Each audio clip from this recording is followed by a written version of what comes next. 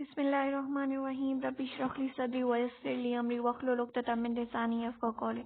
Assalamu alaikum everyone, here is me Yusra. We're telling you about the chapter number 11 of the principle of microeconomy, measuring the cost of a living. Okay, इस chapter की मैं यहाँ तक पहुँच गए थे कि इन्फ्लेशन रेट क्या होता है, इन्फ्लेशन रेट को कंप्यूट कैसे करते हैं। पिछली वीडियो में हम यहाँ तक पहुँच गए थे। ओके, इन्फ्लेशन रेट का जो फॉर्मूला है हमारे पास वो क्या है? Inflation rate in the year 2 is equal to CPI in the year 2 minus CPI in the year 1 divided by CPI in the year 1 into 100। अब यहाँ पर year 2 लिखा है तो हम लोग ये कह सकते हैं कि inflation rate in the current year, ठीक है जी, is equal to CPI in the current year minus CPI in the previous year divided by CPI in the previous year into 100। तो वो भी हमारे पास inflation rate ही जो सेट फाइंड होगा। ठीक है, उसके बाद हम लोग इन्फ्लेशन रेट को कैलकुलेट करने के लिए फॉर्मूला जो यूज करते हैं वो ये है। ठीक है, अब हमारे पास क्या है कि उन्होंने क्या है कि choose the 1 year as a base year, किसी भी एक ईयर को जो है बेस ईयर चूज कर लिया जाए and compute the consumer price index in each year. ये मैंने पीछे बताया है कि कैसे हम लोगों ने फाइंड करना है कंज्यूमर प्राइस इंडेक्स, यानी कि सीपीआई कैसे फाइंड करना है। उसको हम लोगों ने ऐसे फाइंड करना है कि जो जिस सिंपल किसी भी जिस ईयर का आपने जो सा सीपीआई फाइंड करना है, ठीक है, उस ईयर की प्राइस, ठीक है, डिवाइडेड बाय जिस जो ईयर आपने बेस लिया है उसकी प्राइस को डिवाइड करें, मल्टीप्लाई बाय 100 करें तो वो आपके पास क्या आ जाएगा, उस ईयर का सीपीआई आ जाएगा। ठीक है जिस तरह पहले ईयर की जो प्राइस थी वो 8 थी और बेस ईयर की भी प्राइस 8 ही है, क्योंकि बेस ईयर हमारे पास 2001 है जो यहाँ पर हम लोगों ने पीछे फाइंड की थी। और ये जो 8 और 8 है, 8 डिवाइडेड बाय 8 किया मल्टीप्लाई बाय 100 किया इज इक्वल टू 100 हमारे पास आ गया। सीपीआई ऑफ द 2002 की सीपीआई वही बेस ईयर 2001 है, उसकी प्राइस $8 है और 2002 की जो प्राइस है वो $14 है। 14 डिवाइडेड बाय 8 इंटू 100 करेंगे तो वो हमारे पास क्या आ जाएगा, 2002 का सीपीआई आ जाएगा, यानी कंज्यूमर प्राइस इंडेक्स आ जाएगा। अब हमारे पास उन्होंने क्या कहा है कि use the consumer CPI consumer price index to compute the inflation rate from the previous year. अब इन्हीं जो ये सीपीआई निकले हैं ना हमारे पास, ठीक है, इन्हीं को यूज करते हुए हम लोगों ने इन्फ्लेशन रेट कंप्यूट करना है प्रीवियस ईयर्स का। ठीक है, तो अगर यहाँ पर जो उनसा है फॉर्मूला मैंने आपको बताया था क्या है, यहाँ पर मैं लिख भी देती हूँ, सिंपल मैं लिख देती हूँ, inflation I have inflation rate of किसका, करंट ईयर, ठीक है, इज इक्वल टू, मैं शॉर्ट फॉर्म में लिख रही हूँ ताकि बस समझ आ जाए, बस करंट ईयर की सीपीआई, ठीक है, माइनस प्रीवियस ईयर की सीपीआई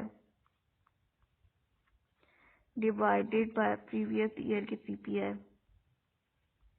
इनटू 100। तो ये हमारे पास क्या है, फॉर्मूला है हमारा जो इन्फ्लेशन रेट को हम लोग फाइंड करेंगे। ठीक है, तो हमारे पास जो करंट ईयर है, ठीक है, वो क्या है, जो अगर 2002 है तो वो अगर हम लोग 2002 की इन्फ्लेशन रेट फाइंड करना है, ठीक है, तो करंट ईयर कौन सा है, 2002 है, ठीक है, और इससे प्रीवियस ईयर कौन सा है, 2001, ठीक है, 2002 क्या है, करंट ईयर है, और 2001 क्या है, प्रीवियस ईयर है इसका 2002 का।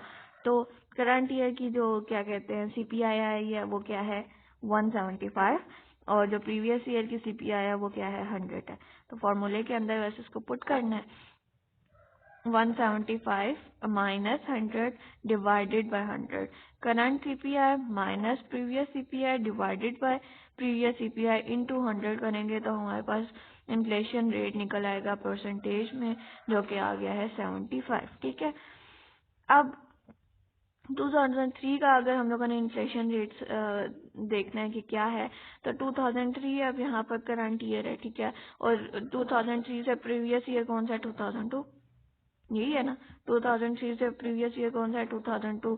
तो करंट ईयर की जो हमारे पास सीपीआई है वो क्या क्या है, 250 है, और जो 2002 की जो हमारे पास CPI है वो है 175, यानी कंज्यूमर प्राइस इंडेक्स जो है वो 175 है। ठीक है, तो प्रीवियस ईयर की है, current year minus previous year, तो करंट ईयर 250, 2003 की CPI जो कंज्यूमर प्राइस इंडेक्स है वो क्या है 250, माइनस प्रीवियस ईयर का consumer price index 175 divided by previous year का CPI, तो 175 इंटू 100 इज इक्वल टू क्या आ गया हमारे पास 43% जो है हमारी 2003 का इन्फ्लेशन रेट आ गया।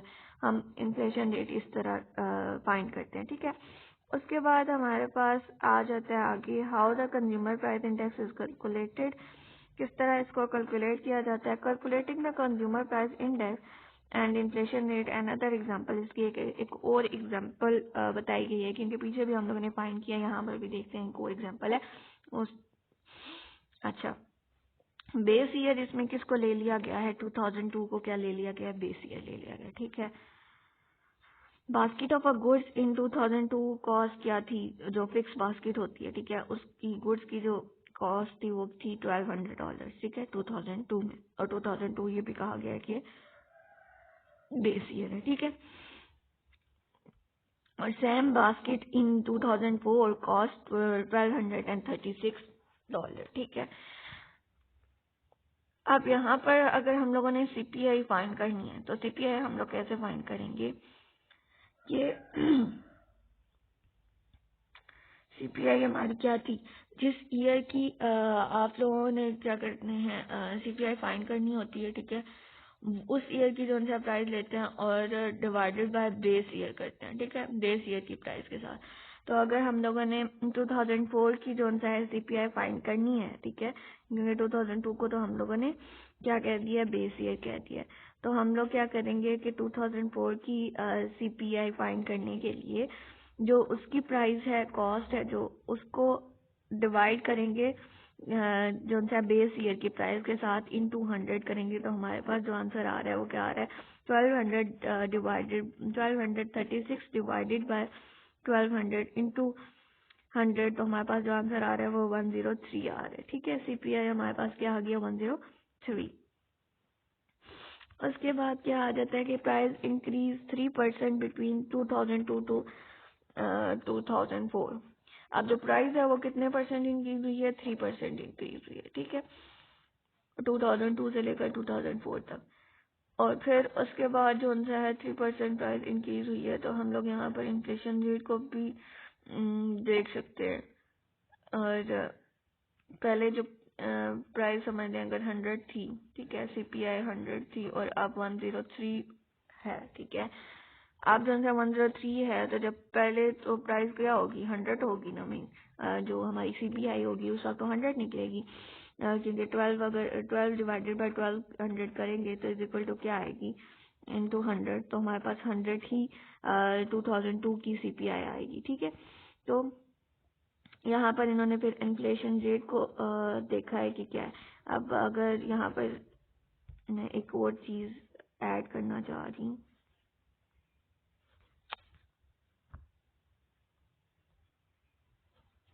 ये देखिए, अब CPI जो सा ये जो सी है ना, ये वाली CPI ये तो निकाली है इन्होंने 2004 की। अगर मैं 2002 की CPI निकालना चाह रही हूँ, ठीक है, वो क्या निकलेगी, जो जिस ईयर का है वो उसको उसकी price cost divided by base year भी हमारे पास 2002 ही है, तो वही कॉस्ट होगी 1200 इंटू 100। 1200 कैंसिल हो जाएगा, तो बेस ईयर की जो 2002 की CPI निकलेगी वो क्या निकलेगी, सिर्फ 100 निकलेगी। ठीक है, तो इसलिए यहाँ पर इन्होंने इन्फ्लेशन रेट को देखा है कि इन्फ्लेशन रेट हमारा क्या है।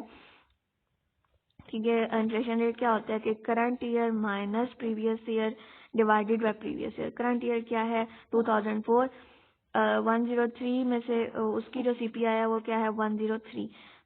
करंट ईयर की CPI माइनस प्रीवियस ईयर की CPI, प्रीवियस ईयर कौन सा है 2002 का, minus 100 divided by 100, divided by भी हमारे पास प्रीवियस ईयर की CPI होती है, तो वो 100 इंटू 100 किया इज इक्वल टू हमारे पास जो 3% है इन्फ्लेशन रेट आ गया। ठीक है,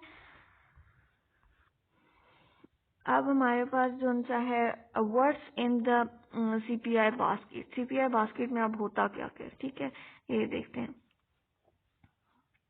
ओके, सीपीआई बास्केट में क्या क्या चीजें आ जाती हैं।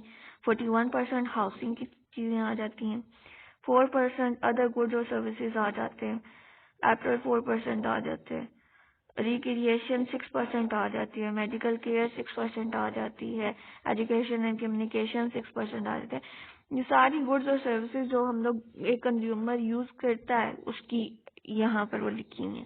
ट्रांसपोर्टेशन 17% आ जाती है और 6% जो है फूड और बेवरेज आ जाता है। ये तमाम चीजें सीपीआई की बास्केट में इंक्लूड होती हैं और ये किसी एक मतलब कि ज्यादातर कंज्यूमर ये चीजें खरीदते हैं, ठीक है, टिपिकल कंज्यूमर यही चीजें खरीदते हैं। Okay, problem in the measuring the cost of living. अब कॉस्ट ऑफ लिविंग को मैयर करते हुए कौन कौन सी प्रॉब्लम, वैसे हम लोग मैयर तो कर लेते हैं, कैसे हम लोगों ने सीपीआई को मैयर किया, ठीक है, उसको किस तरीके से मैयर किया वो तो मैयर कर लिया, ठीक है, इन्फ्लेशन रेट भी हम लोगों ने देख लिया, सीपीआई भी देख ली कैसे मैयर करते हैं, पर इसमें प्रॉब्लम्स क्या आती हैं वो देखें। Okay, the CPI is an accurate measure of the selected goods that make up the typical bundle, but it is not perfect measure of a cost of living. अब ये हर परफेक्ट तो नहीं हो सकता ना, ये तो एक किस्म का वो एज्यूम करते हैं कि ज्यादातर जो टिपिकल कंज्यूमर्स खरीदते हैं वही बंडल होता है, ठीक है। तो सीपीआई जो है एक्यूरेट मेजर उसका तो होता है टिपिकल बंडल का, जो कि ज्यादातर लोग खरीदते हैं गुड्स और सर्विसेज को, पर ये एग्जैक्ट परफेक्ट वही तो हमारी कॉस्ट ऑफ लिविंग नहीं होती ना, जो कि ज्यादातर वो खरीदते हैं, पर सब तो वो नहीं ना खरीदते, ठीक है। तो कॉस्ट ऑफ लिविंग जो है वो परफेक्ट मेजर नहीं होती इस तरह, ठीक है। फिर उसके बाद दूसरा जो है और क्या आ जाता है, सब्स्टिट्यूशन बायस आ जाता है इसमें कि लोग अब हर दफा एक ही चीज थोड़े खरीदते हैं, सब्स्टिट्यूट भी तो कर जाते हैं दूसरी चीजों पर, ठीक है। उसके अलावा introduction of a new goods, नई चीजें भी तो आती हैं, लाजमी नहीं है बास्केट के अंदर वही चीजें हर दफा वही चीजें कुछ चीजें नई भी आती हैं, गुड्स भी नहीं आती हैं। Unmeasurable quantity changes, quality changes उनसे अनमेजरेबल होती हैं, क्वांटिटी बोली, क्वालिटी चेंजेस उनसे अनमेजरेबल होती हैं इसमें। अब इनको एक एक करके डिस्कस करते हैं कि कैसे substitution bias, introduction of a new goods जो है कॉस्ट ऑफ लिविंग को मेजर करते हुए प्रॉब्लम करती हैं। ओके, फर्स्ट हमारे पास क्या आ गया, substitution bias. The basket does not change to reflect the consumer reaction to change in the relative prices.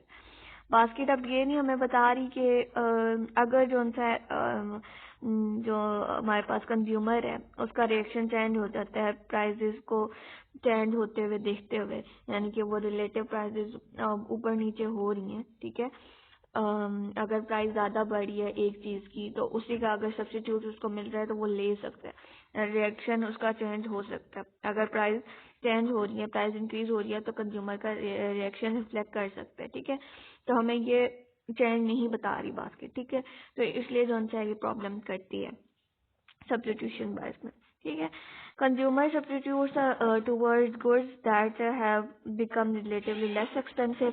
Consumer क्या करते हैं, उन चीज़ों को सब्स्टिट्यूट कर लेते हैं कि जो गुड जो है लेस एक्सपेंसिव होती हैं, ठीक है, उनके साथ सब्स्टिट्यूट कर जाते हैं। The index our state the increase in cost of a living by not considering consumer substitution, ठीक है। अब इंडेक्स का जो ओवर स्टेट होता है बहुत ज्यादा जो बढ़ जाना होता है, ठीक है, वो भी कॉस्ट ऑफ लिविंग को क्या कर देता है, इंक्रीज कर देता है। यानी कि जब प्राइसेस बहुत ज्यादा इंक्रीज होना शुरू हो जाती है, इन्फ्लेशन रेट बढ़ना शुरू हो जाता है, ठीक है, तो लोग उसके सब्स्टिट्यूट की तरफ देखते हैं कि अगर इसका कोई सब्स्टिट्यूट है जो लेस एक्सपेंसिव है वो भी खरीद लेते हैं, ठीक है। तो कंज्यूमर ये कंसिडर मतलब कंज्यूमर तो करते हैं कि वो चीज़ें वो ले लेता है, पर कॉस्ट ऑफ लिविंग में इन चीज़ों को कंसिडर नहीं किया जाता कि सब्स्टिट्यूट्स हैं और वो चीज़ें चेंज भी तो कर सकते हैं, तो फिक्स बास्केट नहीं रहती, ठीक है। उसके बाद introduction of a new goods में हमारे पास क्या आ गया, the basket does not reflect the change in purchasing the power brought on by the introduction of a new products. अब जो नई प्रोडक्ट्स आ रही हैं तो उसकी वजह से भी तो चेंजेस आते हैं, कंज्यूमर चेंज कर लेते हैं चीज़ें, ये नहीं ये वाली चीज़ खरीद लेते हैं ज़्यादा अच्छी है, ठीक है, तो बास्केट में तो वो चेंज आएगा ना। तो पर बास्केट इस चीज़ को नहीं बताते, तो इसका कॉस्ट ऑफ लिविंग को मेजर करते हुए हमें वहाँ पर भी मसला होता है। New products result in greater variety which in turn make the each dollar more valuable, क्योंकि नई चीजें नई बहुत सारी वैरायटी के साथ होती हैं, ठीक है, तो वो क्या करती हैं और डॉलर को बहुत ज़्यादा वैल्यूएबल कर देती हैं। Consumer need fewer dollar to maintain any given standard of a living. Consumer जो है कुछ मतलब कि ठीक है स्टैंडर्ड ऑफ लिविंग अपनी बनाने वो मेंटेन करने में बहुत सारे डॉलर्स उसको चाहिए होते हैं, पर कंज्यूमर जो है अपना मेंटेन करता है स्टैंडर्ड ऑफ लिविंग को, कि अगर उसे अच्छी चीज मिल रही है तो वो लेता है, जो अगर वैरायटी आ गई है तो, ठीक है।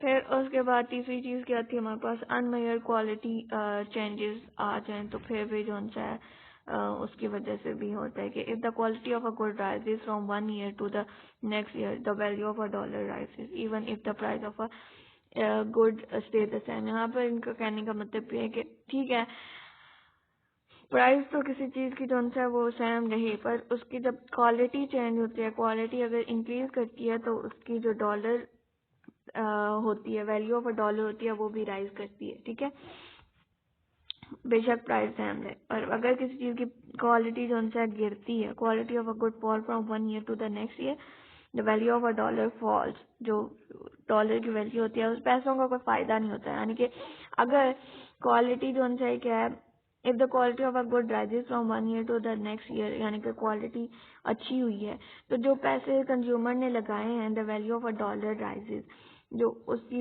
वैल्यू क्या हुई है, राइज हुई है, यानी कि उसको फायदा हुआ है ना, डॉलर का कुछ ना कुछ फायदा हुआ है। अगर if the quality of the बेशक प्राइस सेम है, ठीक है, if the quality of the goods fall from one year to the next year the value of a dollar fall। अब यहाँ पर वो क्या कह रहे हैं कि जब गुड की क्वालिटी इतनी अच्छी नहीं होगी तो जो कंज्यूमर ने अपने पैसे लगाए होंगे वो भी तो जो उनसे है ना क्या होंगे, उसकी वैल्यू गिर जाएगी, उसका कोई फायदा नहीं होगा बेशक प्राइस सेम रहे, ठीक है। The BLS tries to adjust the price for the constant quality, but such differences are hard to measure। BLS ने जो ब्यूरो ऑफ लेबर स्टैटिस्टिक है उसने जो उनसे ट्राई किया था कि इन चीज़ों को कांस्टेंट प्राइस उनसे कांस्टेंट रखी जाए क्वालिटी के लिहाज से और प्राइस को क्वालिटी को, पर नहीं ऐसा नहीं हो सका। ये जो उनसे हार्ड है इन चीज़ों को मेजर करते हुए कि जब हमारे पास क्वालिटी का कुछ चीज़ों का क्वालिटी हर चीज की क्वालिटी अब BLS तो कंट्रोल नहीं कर सकता कि उसकी क्वालिटी एक जैसी होनी चाहिए, जिस तरह प्राइस है उसी हिसाब से क्वालिटी भी हो, ठीक है, पर इन चीज़ों को नहीं कंट्रोल कर सके, इन डिफरेंसेस की वजह से प्रॉब्लम्स आते हैं measuring the cost of living में। The substitution by introduction of a new goods and the unmeasured quality changes cause the CPI to overstate the true cost of a living। अब ये जो चीजें हैं वो क्या करती हैं, CPI को बहुत ज्यादा हाई कर देती हैं, ठीक है, CPI ज्यादा बढ़ जाती है, ओवरस्टेट कर जाती है और जो कॉस्ट ऑफ लिविंग है उस तरह नहीं रहती, बढ़ जाती है। The issue is important because the many government programs use the CPI to adjust for the change in the overall level of prices. अब यहाँ पर उन्होंने कहा कि ये इशू इम्पोर्टेंट है क्योंकि गवर्नमेंट प्रोग्राम ज़्यादातर CPI को एडजस्ट करते हुए अपनी ओवरऑल प्राइसेस को इंक्रीज या डिक्रीज करते हैं, चेंजेस करते हैं, ठीक है, क्योंकि CPI जो है हमारे पास कंज्यूमर प्राइस इंडेक्स है, यानी कि ज़्यादातर जो टिपिकल कंज्यूमर्स हैं वो यही यूज़ करते हैं। तो जब अगर CPI हमारा हाई हो जाता है, यानी कि जो cost of consumer price index होता है अगर ज़्यादा होता है, ठीक है, तो गवर्नमेंट यही समझेगी कि लोग चीज़ें खरीद सकते हैं, मतलब ज़्यादा से ज़्यादा चीज़ें खरीद सकते हैं, तो टिपिकल कंज्यूमर ये चीज़ें खरीद सकता है, ठीक है, तो वो जो उनसे अपने प्राइजेस में ज़्यादा इंक्रीज भी ला सकती हैं, चैन ज़्यादा आ सकता है ओवरऑल। तो ये बात है, तो ये बहुत ज़्यादा इम्पोर्टेंट इशू है कि ये चीज़ें जो उनसा है CPI को बढ़ा देती हैं, substitution bias, introduction of the new goods और अनमेजर्ड क्वालिटी चेंजेस, ये प्रॉब्लम क्रिएट करती हैं CPI को मेजर करने में, और अगर इनको नहीं देखा गया तो ये आगे प्रॉब्लम और इशू बहुत बड़ा इशू बन चुका है एक किस्म का, कि जो उनसे अब गवर्नमेंट क्योंकि प्रोग्राम यूज जो करती हैं वो CPI को ही देखते हुए करती हैं और अपनी प्राइस लेवल्स को ओवरऑल इसी के मुताबिक जो है चेंज करती हैं। अगर CPI overstate inflation by about 1% point per year, और अगर CPI जो है बढ़ जाए तो वो इन्फ्लेशन को भी 1% तक बढ़ा देती है पॉइंट पर ईयर। अगर CPI जो है बहुत ज़्यादा बढ़ी हुई है तो क्या होगा कि जो इन्फ्लेशन रेट होगा, इन्फ्लेशन रेट यानी कि महंगाई 1% पर पॉइंट जो है बढ़ेगी। अब हमारे पास जो सा है GDP deflator versus consumer price index को देख लेते हैं। GDP डिफ्लेटर हम लोगों ने पिछले चैप्टर में देखा था क्या है कि nominal GDP divided by real GDP into 100 जो सा हमारे पास GDP डिफ्लेटर होता है। ठीक है, अब नॉमिनल GDP इसमें क्या है, the value nominal GDP value the production of a goods and services at a current price. ठीक है जी, करंट प्राइस के ऊपर जो सा है वो वैल्यू करना जो गुड्स और सर्विसेज की प्रोडक्शन को, तो वो नॉमिनल GDP है। और रियल GDP हमारे पास क्या है, value the production of a goods and services at a constant price. Constant price के ऊपर जो है वो हमारी रियल ग्रॉस डोमेस्टिक प्रोडक्ट होगी। ठीक है, उसके बाद हमारे पास क्या आ गया है कि BLS calculate the other prices index. BLS और भी प्राइजेस इंडेक्स को कैलकुलेट करता है। The index for the different region within the country.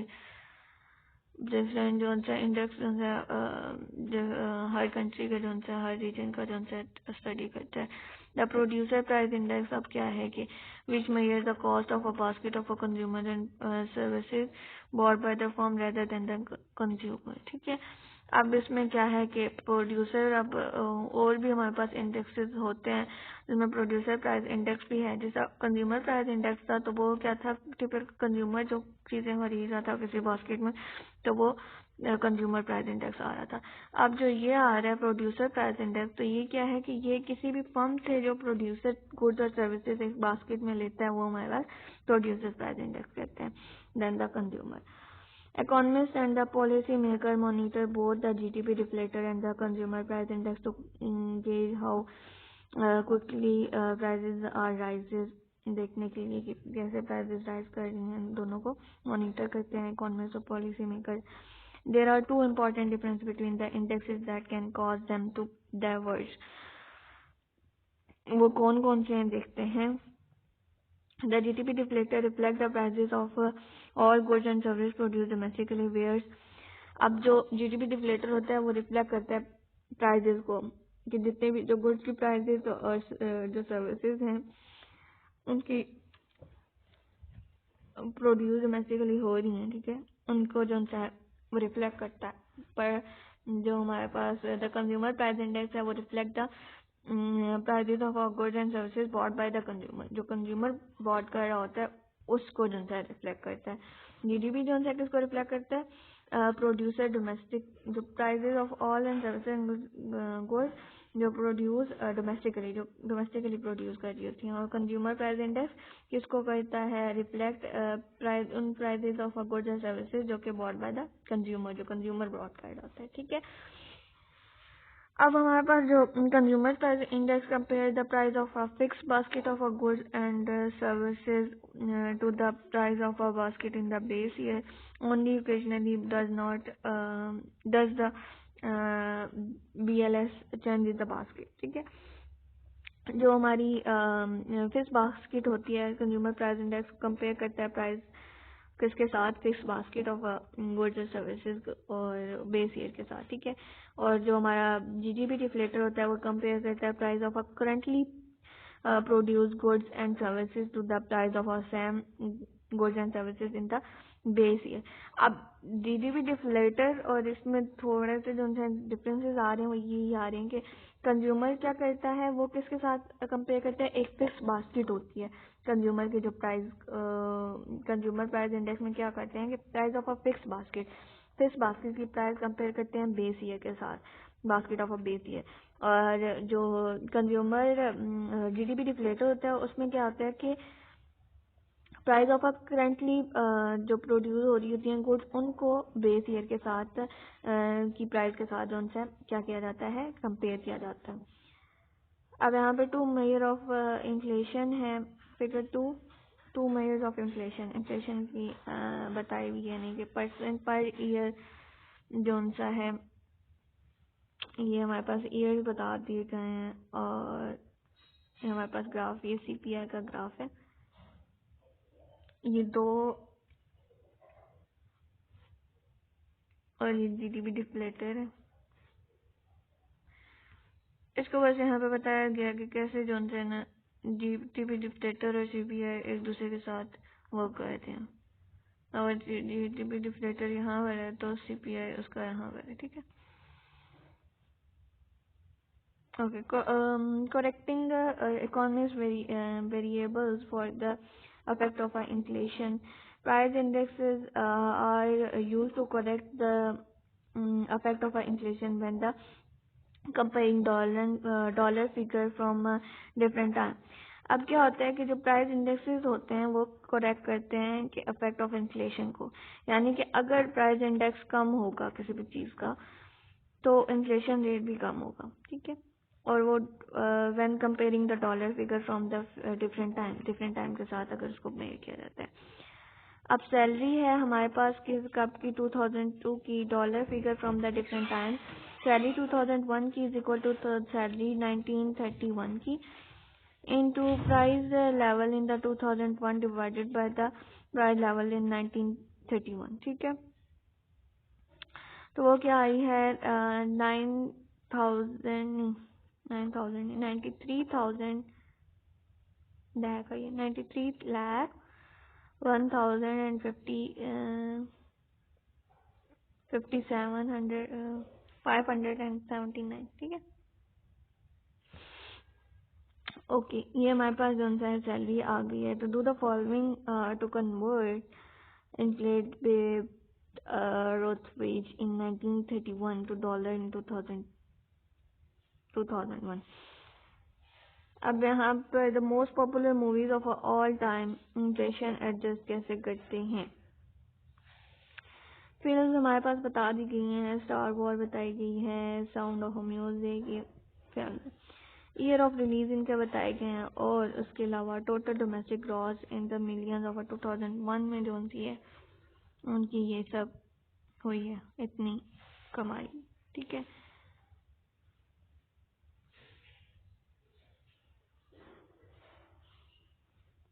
Okay, indexation क्या होता है हमारे पास, when some dollars amount is automatically correct for the inflation by the law or the contract, the amount is set to be index for the inflation, ठीक है। जब dollar जो उनसे amount is automatically correct from the inflation, automatically correct कर ली जाती है inflation के साथ by the law or the contract या लॉ और कॉन्ट्रैक्ट के जरिए, तो उस अमाउंट को हम लोग क्या कहते हैं, इंडेक्स कहते हैं। रियल एंड नॉमिनल इंटरेस्ट हमारे पास क्या होता है, interest represent a payment in the future for the transfer of money in the past. The nominal interest rate is the interest rate usually reported and not corrected for the inflation, ठीक है। nominal जो interest होता है, interest rate होता है, वो क्या होता है, usually reported and not correctly for the inflation, inflation के लिए करेक्ट नहीं किया जाता।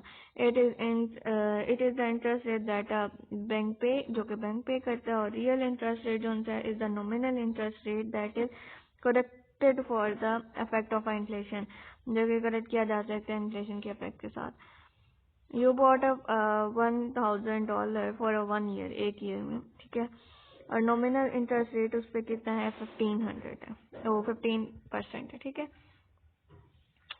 और during the year of inflation was 10%, और इन्फ्लेशन में जो है वो 10% है। Real interest rate is equal to the nominal interest rate minus inflation.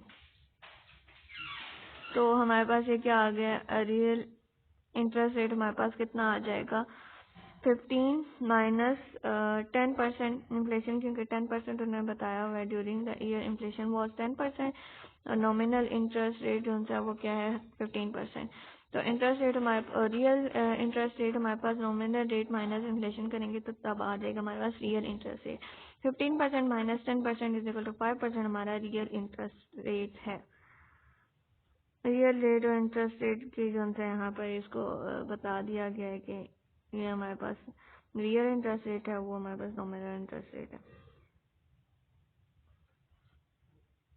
Summary आ गई चैप्टर खत्म. The consumer price index show the cost of a basket of goods and services relatively to the cost of a same basket in the base year. Consumer price वही बात की गई है. Index is use to measure the overall level of price in the economy. Overall price का level economy में देखने के लिए इसे देखा जाता है. The percentage change in the CPI measure the inflation rate. CPI जो है इन्फ्लेशन रेट को भी मेजर करता है. ये सारी होगी समरी और चैप्टर हो गया खत्म. और इसके बाद अगर कोई भी क्वेश्चन हो तो आप मुझसे कमेंट में पूछ सकते हैं. और इसके अलावा अगर कुछ समझ आया हो तो मुझे लाइक और सब्सक्राइब भी कर दें. Thank you. अल्लाह हाफिज़.